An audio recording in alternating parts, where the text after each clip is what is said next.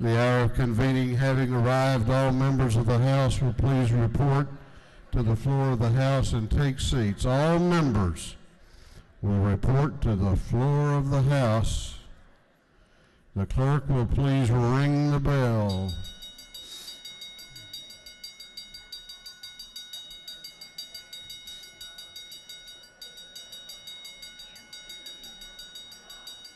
We're honored to have you with us. Well, thank you.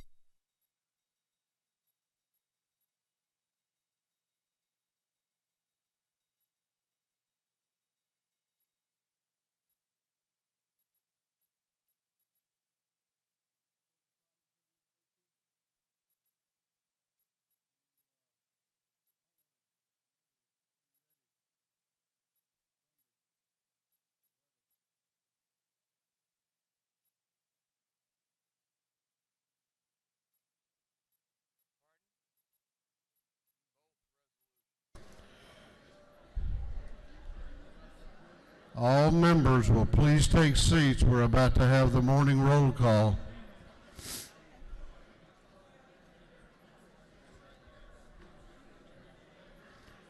All right, we're going to have the morning roll call now. All members present will please vote green to signify their presence in the chamber, and the clerk will unlock the machines.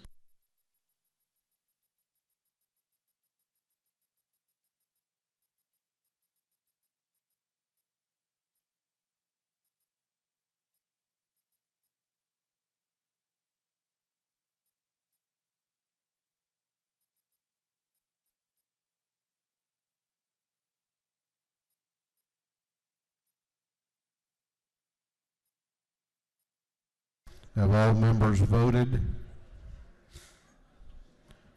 Have all members voted?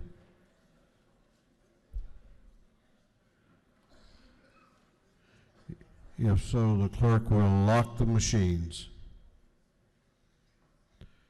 Doorkeepers will please close the doors and keep them closed. Well, good morning. We will begin our day today with scripture reading and prayer by the chaplain, after which we will pledge allegiance to the flag of our country. Our chaplain this morning will be introduced by the very distinguished lady from the 82nd House District, Representative Mary Margaret Oliver. Representative Oliver. Thank you, Mr. Speaker. I'm honored this morning to introduce to you Reverend Kim Jackson, who is the Associate Rector of All Saints Episcopal Church, located just up the road at West Peachtree and North Avenue, next to the Varsity and the DOT offices. I've been a member of that church my entire life, and right now there are 5 members of the Georgia General Assembly who regularly attend services at All Saints. 3 Democrats, 2 Republicans, 2 senators, 3 House members. Kim is a native of Spartanburg, South Carolina. She graduated from Furman University and then came to Atlanta for Candler School of Theology. She also has a degree from Virginia Theological Institute. She spent a good number of years at Emory in training and support of young people in faith-based activities, and she was director of the Episcopal Conference Center in the Atlanta University Atlanta University system here in Atlanta. We are extremely proud to have her with us today. She is joined by her wife, Trina Jackson. Please stand and welcome Trina. Thank you, Trina.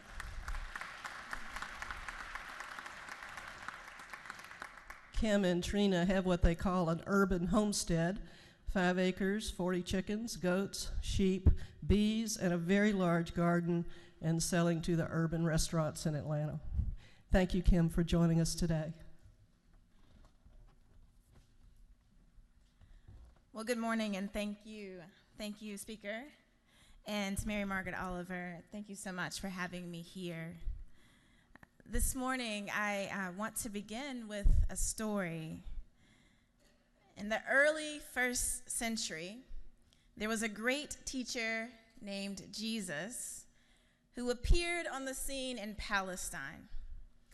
Now, we don't know the extent of his academic pedigree. I mean, he clearly didn't graduate from Georgia Law or any great place like that. But we do know that he was considered to be very smart, thoughtful, and a wise teacher. In fact, because generations upon generations have shared stories about him, we know that Jesus has become considered one of the greatest ethical and moral teachers of all times across religions. He is the one who made famous the edicts to love your neighbor, to clothe the naked, to feed the hungry, and to care for the prisoner. So one day, that great teacher, this great ethicist, was going about business as usual, surrounded by his usual constituents, when a woman approached him with a request. Perhaps it was her accent, or maybe it was just how she looked, but it's clear that there was something about her that made Jesus know that she was not the kind of person that he normally associated with. And so this very busy teacher opted to ignore her. But she was persistent, and she asked again, "Jesus, can you help me?" And perhaps he was feeling a bit perturbed that day, or maybe he was distracted by the many important tasks that he had to do. So Jesus rebukes her. Put in modern language, the great teacher says to her, "Look, I'm not here for you people." But because she recognized his authority and his power to make real change in her life and in the lives of her loved ones, she asked him again, "Sir, please help me." And at that moment, something changed for Jesus. It no longer mattered to him that she wasn't like the rest of the people that he tended to be advised by. Something shifted inside of him, and that smart, wise teacher, well, he changed his mind. He changed his mind. Dear ones, you all are elected by we, the citizens of Georgia, because we believe that you are smart, wise, and ethical leaders. Unlike Jesus, we actually know about your academic pedigree and achievements. And so with those in mind, we have given you power and authority to make very important decisions on our behalf. So I stand here this morning to urge you to open your ears and to hear from people that are not like the ones you usually deal with. I urge you to hear, to really listen to the colleagues who cast a ballot last November that looked nothing like yours. I'm inviting you especially to respond to the pleas of people who may look or sound or vote or believe differently than you. May you learn from that great first century teacher named Jesus. And because of your great wisdom, may you walk into each conversation, be it at the ropes in committee or here, on the phone or in your offices, may you walk into these conversations being open to the possibility that you might just get to change your mind. That is my request this day, and that is what I urge you. So, dear friends, will you please join me in prayer?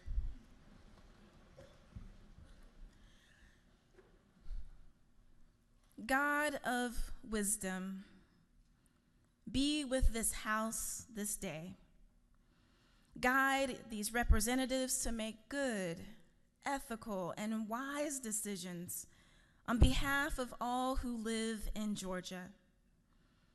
Help us to break the habits of refusing to listen and failing to see the importance in each and every one of us. We pray for all who live, work, and play in this great state. Bless us, guide us, and fill us with your peace. Amen. Please join me in the reciting of the Pledge of Allegiance. I pledge allegiance to the flag of the United States of America and to the republic for which it stands, one nation, under God, indivisible, with liberty and justice for all. Amen. Doorkeepers will unlock the doors.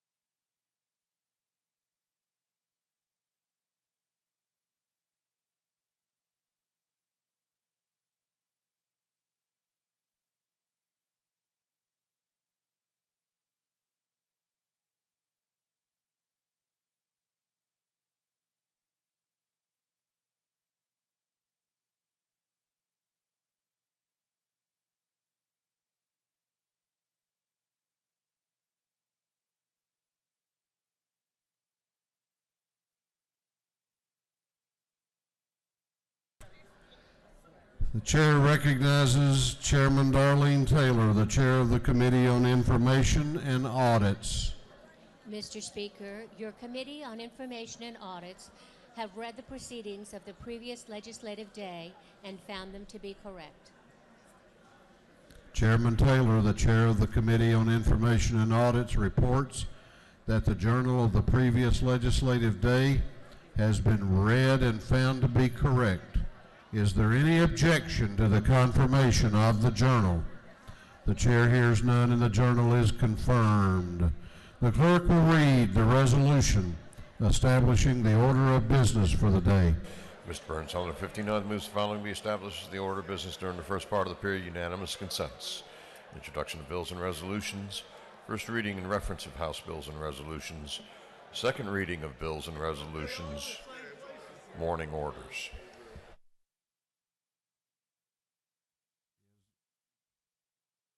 Is there any objection to the adoption of the resolution establishing the order of business for the day? The chair hears none and the resolution is adopted. First reading of bills and resolutions. The clerk will read. House Bill 1 by Representative Petrie of the 166th, Stevens, the 164th, Hitchens, the 161st, Gilliard, the 162nd, and Allwitz, the 42nd, and others. Bill being entitled Amend an Act to amend Article 33, Chapter 2, Title 20, the Official Code of Georgia Annotated relating to the scholarship program for special needs students. Education. House Bill 8 by Representative Buckner, the 137th, Trammell, the 132nd, Stevens, the 164th, Mathiak, the 73rd, Houston, the 170th, and others. Bill being entitled An Act to amend Chapter 8 of Title 48 of the Official Code of Georgia Annotated relating to sales and use taxes. Ways and Means. House Bill 9 by Representative Mathiak, the 73rd, a bill being entitled An Act to amend Part 8 of Article 8 of Chapter 14 of Title 44 of the Official Code of Georgia Annotated relating to liens of hospitals. Judiciary. House Bill 10 by Representative Bazemore, the 63rd, Hughley of the 136th, Buckner, the 137th, Jones, the 47th, Bennett, the 94th.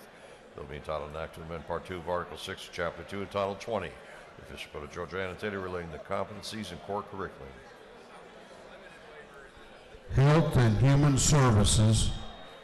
House Bill 21 by Representative for the administration of the 104th, Marin of the 96th, Park of the 101st, Clark of the 98th, Kendrick of the 93rd, and others. Bill being entitled An Act to amend Code Section 15-6-2, Official Code of Georgia Annotated relating to the number of judges of superior courts. Judiciary. House Bill 22 by Representative Houston to the 170th, Powell to the 171st, England to the 116th, Watson to the 172nd, Corbett to the 174th, and others. Bill being entitled an act to amend Title 46 of the Official Code of Georgia annotated relating to public utilities and public transportation. Economic Development and Tourism. House Bill 23 by Representative Houston to the 170th, Powell to the 171st, England to the 116th, Watson to the 172nd, Corbett to the 174th, and others. Bill being entitled an act to amend Title 46 the Official Code of Georgia annotated relating to public utilities and public transportation. Economic Development and Tourism. House Resolution 4 by Representative Turner, the 21st, Caldwell, the 20th, Clark, the 147th. A resolution ratifying the amendment to the Constitution of the United States, repealing the 18th Amendment regarding prohibition. Judiciary. House Resolution 17 by Representative Turner, the 21st, Caldwell, the 20th. A resolution ratifying the amendment to the Constitution of the United States regarding presidential succession and disability. Judiciary. House Resolution 18 by Representative Hughley of the 136th, Williams 168th, Smiley 135th. A resolution compensating Mr. Jakeith Bendre Robinson Sr. Judiciary. That completes first readers.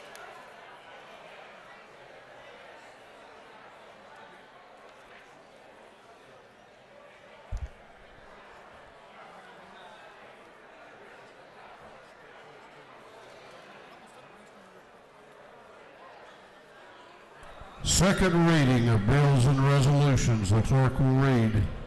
House Bill 5 by Representative Cannon of the 58th, a bill relating to general provisions of labor and industrial relations. House Bill 20 by Representative Bazemore of the 63rd, a bill relating to carrying and possession of firearms. House Resolution 1 by Representative Ralston of the 7th, Burns of the 159th, Jones of the 47th, Smiley of the 135th, England of the 116th, and others. A resolution naming the forthcoming new state appellate judicial complex, the Nathan Deal Judicial Center. House Resolution 16 by Representative Mitchell of the 88th, the resolution to ratify a proposed amendment to the United States Constitution. Through second readers.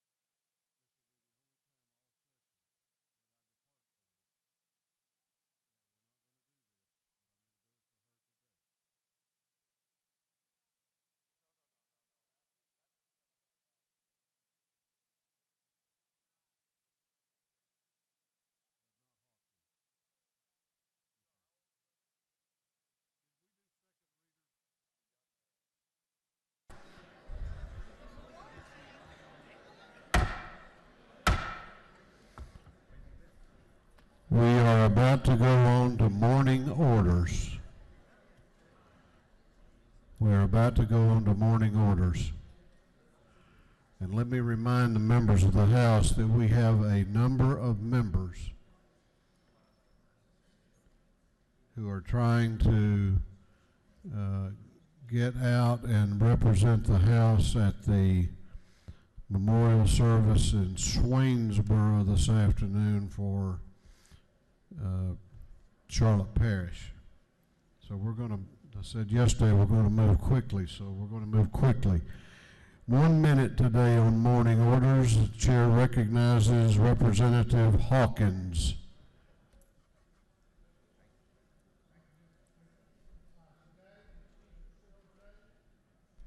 Oh, thank you. Thank you, Mr. Speaker. Today is Easter Seals Day and Champion for Children's Day here at the Capitol. 2007, this august body started a grant of $7.6 million, which has leveraged private funds for Easter Seals organization to provide respite care, autism care, hearing aids, special foods, and the such to our needy children in the state of Georgia. They are here in the gallery today. If you will stand up, we'd like to say hello to you and thank you for all that you do for our children. Thank you.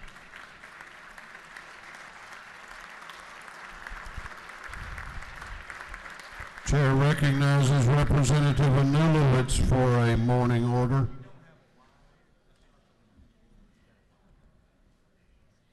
Good morning, everyone. Thank you, Mr. Speaker. I'm here today to recognize the advocates and survivors here who have joined us for Cervical Cancer Awareness Day at the Georgia Capitol.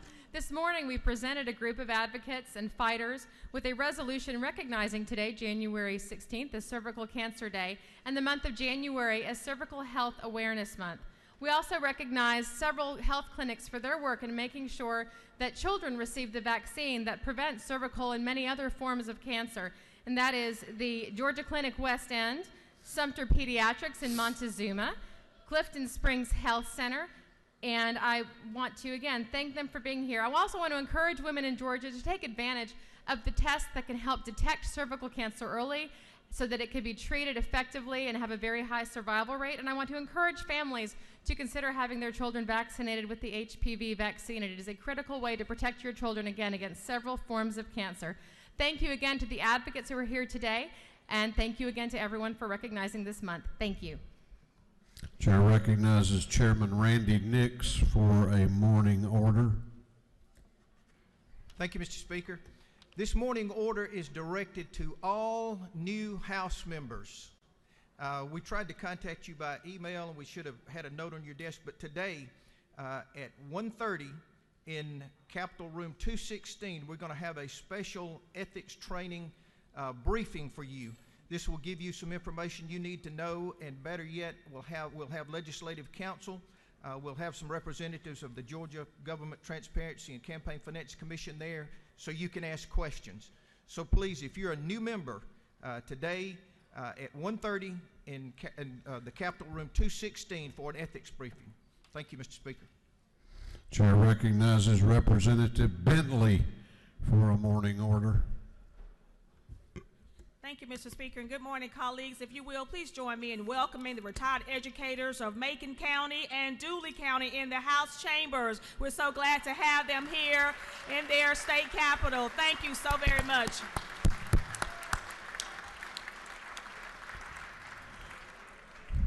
Chair recognizes for a morning order Chairman Gerald Green, Chairman Lynn Smith, Chairman Ed Reinders, Representative Mike Chokas, and Representative Winfred Dukes. Thank you, Mr. Speaker. Representative Smyrie spoke yesterday of this House being a family. Recently, on January the 2nd, I received the news that a member of this House, Representative Bob Hanna, had passed away. 37 years he served in this House, and he worked tirelessly for his people. Many of you knew him. Many of you worked with him. And he's had a profound effect upon this state as he worked in so many areas. His wife, Linda, Matt, Rob, and Jeff are left with his legacy. And this morning they are listening to hear us proclaim his legacy. Mr. Speaker said it so well when he talked about this was a kind and gentle man who loved the state of Georgia, and he loved this House of Representatives. He was an individual that was always willing to step forward in a tense moment and say something funny, break the tension. Every week, Bob would call me, and we would talk about issues. And even though he was hurting, even though the cancer was eating away at him, he was always concerned about others. He said, now you call them because they need your help. Bob will be dearly missed in his beloved Parrott, Georgia. He never said he was from Dawson, Georgia. It was always Parrott. And it was a place that he really loved. And now he rests in that Terrell County soil, but his legacy lives on. And the love that we have from this house to his family is one of abundance. And so this morning, I ask you to bow your heads just for a moment as we remember Representative Bob Hanna. Thank you, Mr. Speaker. Thank you, Mr. Chairman. He was one of the finest to ever serve in this body.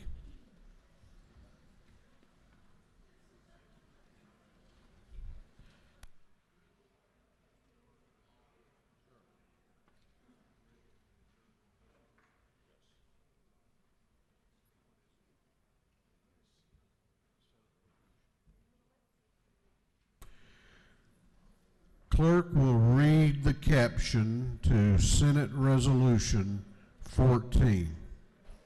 You might want to pay attention to this one. Senate Resolution 14 relative to meetings and adjournments of the General Assembly and for other purposes. Chair recognizes the Majority Leader of the House to speak to Senate Resolution 14.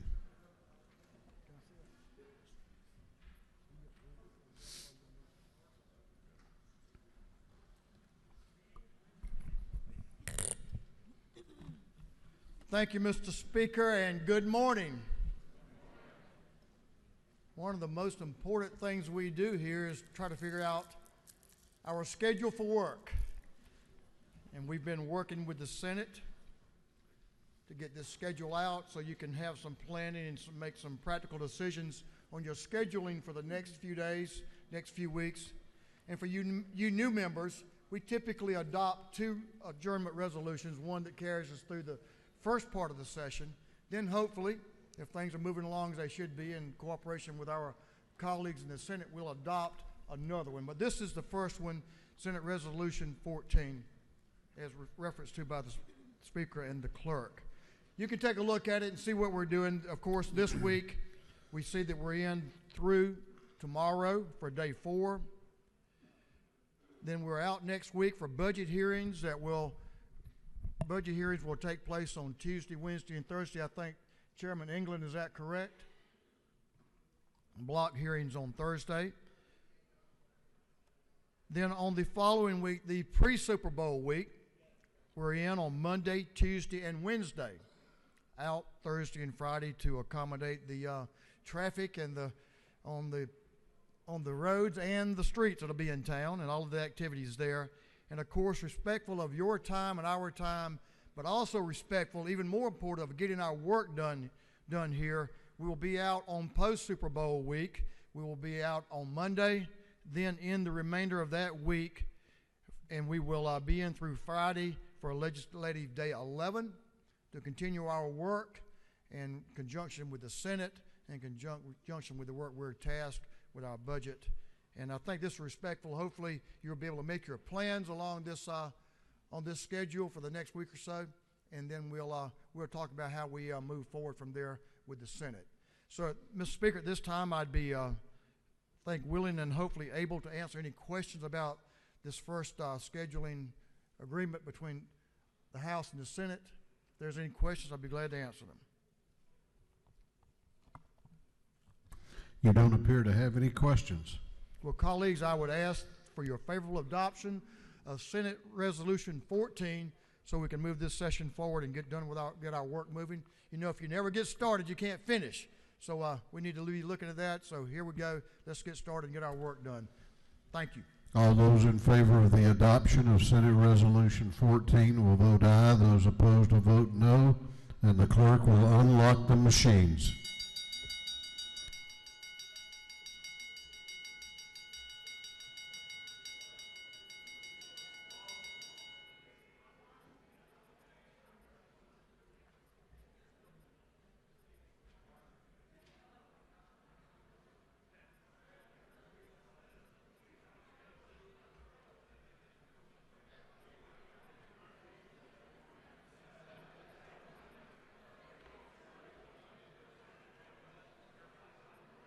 Have all members voted?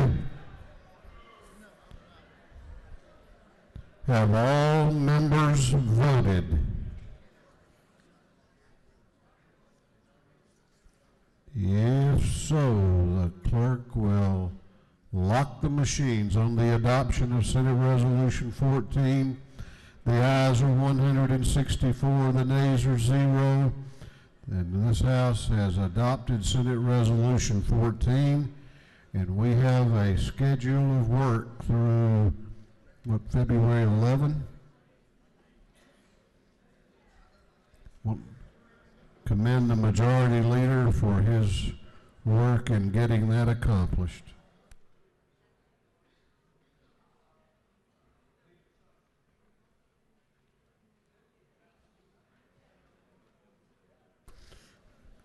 Clerk will read the caption to a group of privileged resolutions. Honoring the life, memory, and selfless service of Chief Frank A. Little Frank McClellan, Jr. Honoring the life and memory of Officer Michael Wayne Smith. Honoring the life and memory of Officer Anthony Christie. Congratulating Judge Linnie L. Darden for receiving the Humanitarian of the Year Award from Kirk Healing Centers for the Homeless on February 9, 2019. Recognizing and commending Chief Judge Dillard on his use of social media as a tool of civic engagement. Recognizing January 16, 2019 as Easter Seals, Georgia, and its Champions for Children Programs Day at the State Capitol. And for other purposes, that completes the reading of the privilege resolutions. Is there any objection to adopting the privilege resolutions? The chair hears none, and the resolutions are adopted, and we have no birthdays today.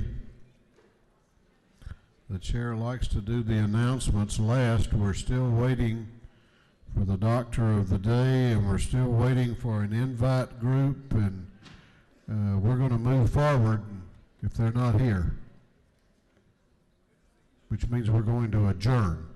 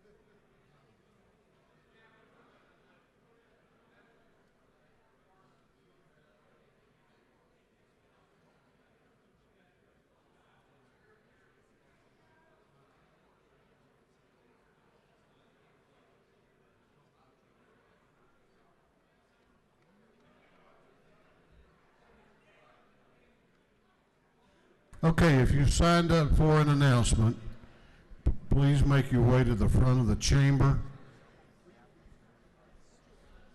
Please make your way to the front of the chamber. Chair recognizes for an announcement the chair of the Majority Caucus, Chairman Matt Hatchett. Thank you, Mr. Speaker. Members of the Majority Caucus that are not going to Swainsboro, we are still having our lunch meeting in room 403. Those that are still here, the Majority Caucus, lunch, noon, in room 403.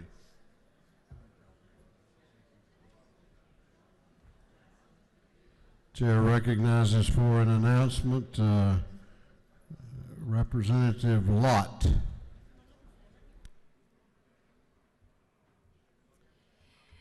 As the Vice Chair of the Intergovernmental Coordination Committee, I would like to remind all of you that your delegation, local delegation rules are needed, and if not, then it will be 100% agreement between your local delegation.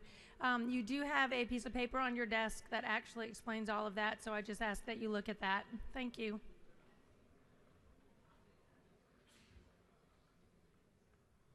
Chair recognizes for an announcement the chair of the, well, he's really not the chair of the House Appropriations Committee.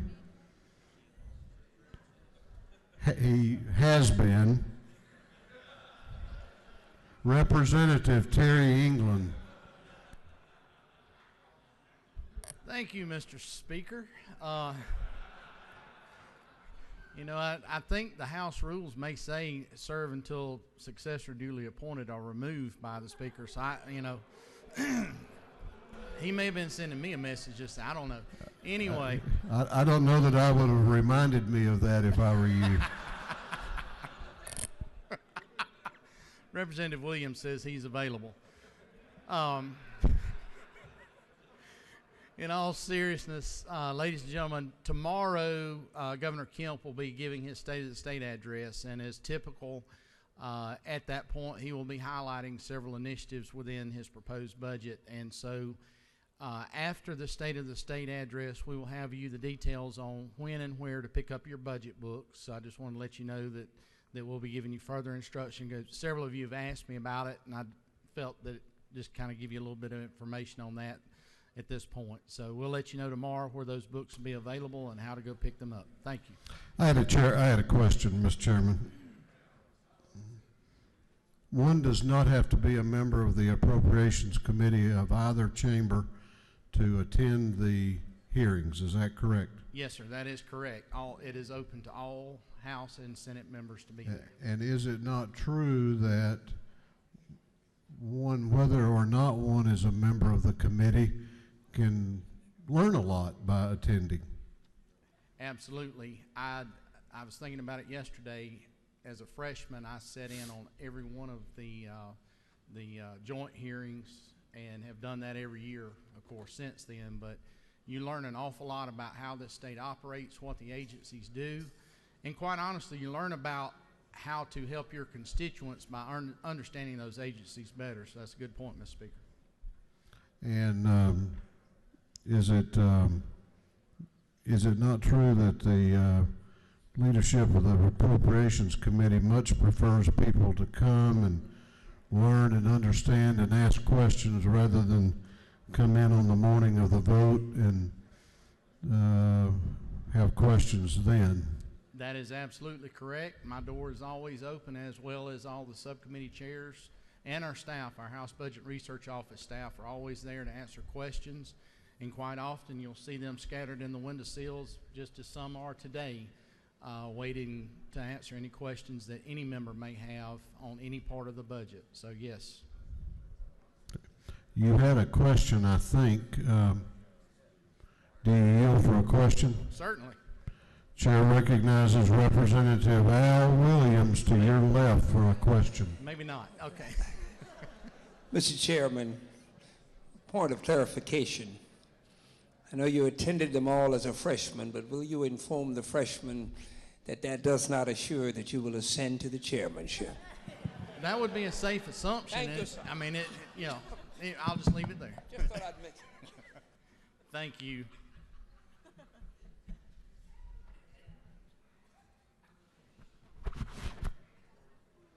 Chair recognizes Chairman Beverly for an announcement.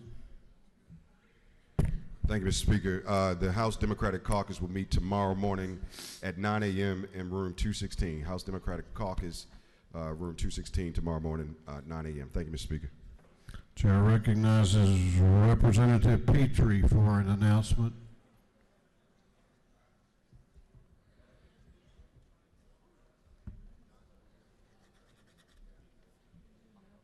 Thank you, Mr. Speaker. Ladies and gentlemen of the House, just want to remind y'all that tomorrow at 7:45 to 10:30, the Service Providers Association for Developmental Disabilities, SPAD, will be here. This is a group of organizations that serve individuals with developmental disabilities all over the state. They have a breakfast here in the morning. They're going to have breakfast and juice and so forth. It'd be great for us all to try to stop by if we can. Thank you. Chair recognizes Representative Watson for an announcement.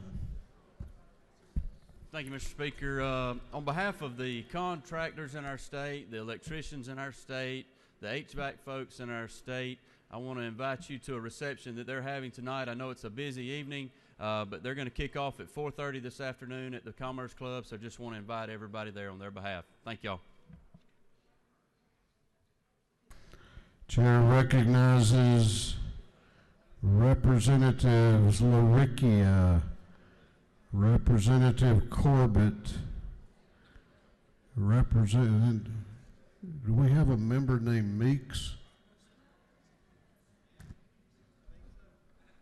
Do we have one named Sains?